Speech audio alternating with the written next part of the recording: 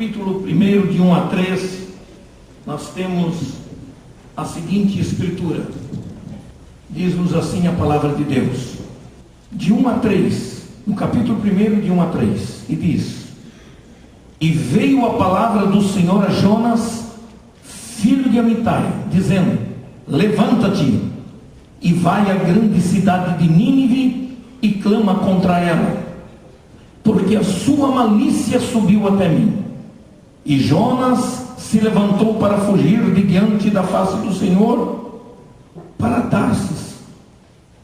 E descendo a Jope, achou um navio que ia para Tarsis. Pagou, pois, a sua passagem e desceu para dentro dele, para ir com eles para Tarsis, de diante da face do Senhor. Eu posso intitular, dar vários títulos dessa mensagem, mas a essência da mensagem fala do perigo de se andar na contramão de Deus. Como conhecer a mão de Deus em que o missionário deve andar e como evitar andar na contramão. Eu quero me deter mais especificamente nesse momento que tenho com vocês, na história de Jonas.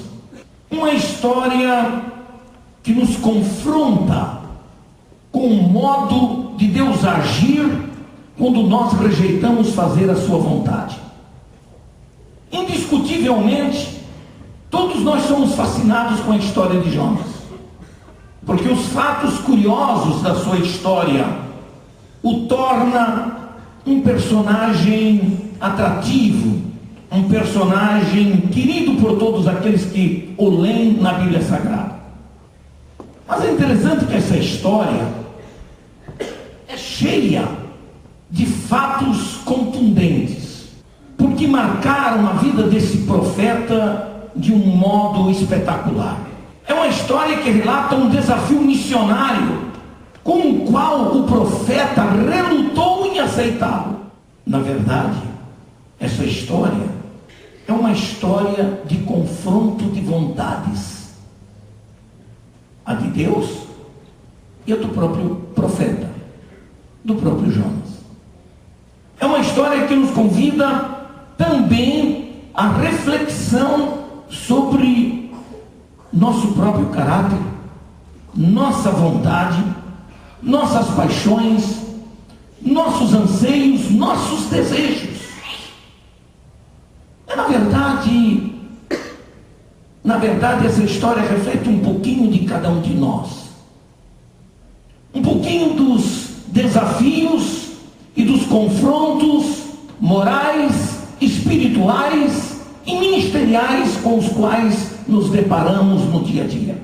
É uma história que promove um sentido de percepção de nossa vida cotidiana quanto àquilo que Deus espera de nós. Mas acima de tudo, Jonas, além de profeta, é um homem que se identifica com muitos de nós. Muitos de nós que temos dificuldades em compreender o que nos é melhor do ponto de vista de Deus. Nos parece que vivemos no tempo atual, nesse período de influência da pós-modernidade, onde o egoísmo e a pluralidade de ideias invadem a cabeça das pessoas dentro da igreja e acabam criando determinadas dúvidas, determinados problemas com os quais nós não sabemos como agir e até mesmo como reagir. Mas todos nós somos obrigados a contemplar nos espelhos do nosso próprio ego a fisionomia de nossas atitudes de rejeição à vontade de Deus. Tem sido uma marca na minha vida a preocupação em não fazer, em não deixar de fazer a vontade de Deus.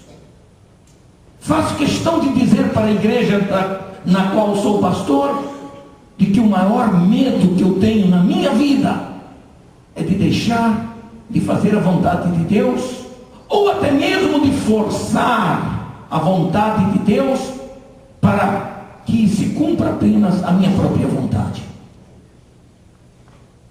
Esse espelho egolátrico do nosso ego nos engana com uma visão torcida daquilo que somos, uma visão torcida daquilo até que podemos vir a ser.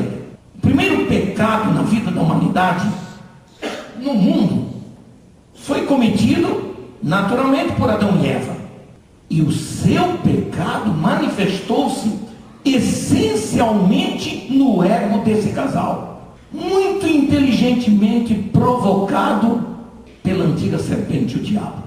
É a visão do eu, o eu dominando, o eu decidindo, o eu fazendo o que bem lhe convir.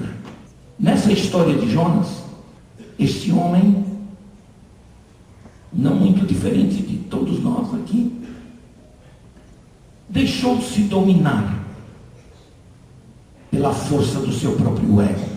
Vejam só o absurdo. Deus lhe mostrou uma visão de uma cidade, mas Jonas rejeitou essa visão para satisfazer tão somente a visão de si mesmo, da sua satisfação pessoal. Quem eu? Nínive? Não.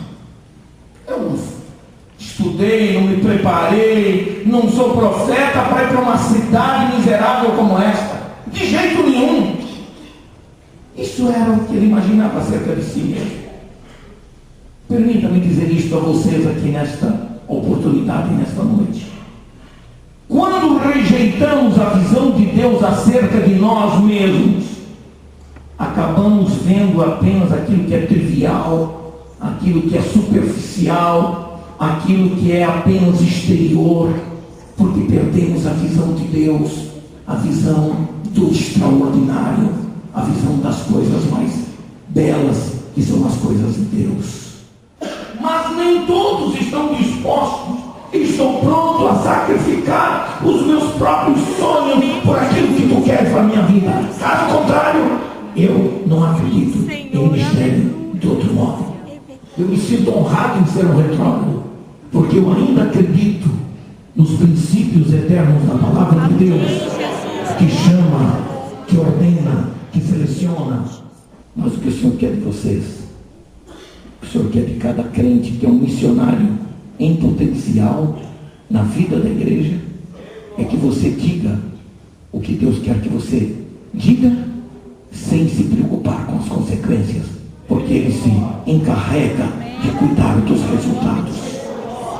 O papel de anunciar a crueza dos juízos de Deus. Vá lá e diga.